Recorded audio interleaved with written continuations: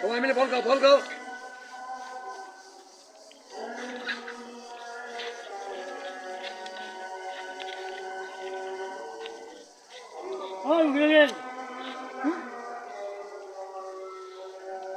আসসালামু আলাইকুম। আজকে শেষ রমজানের শেষ ইফতারি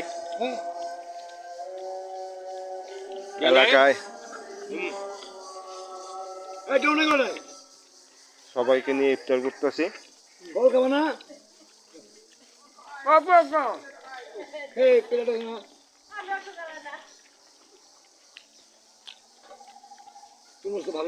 জানি না আগামী রমজান পাবো কিনা।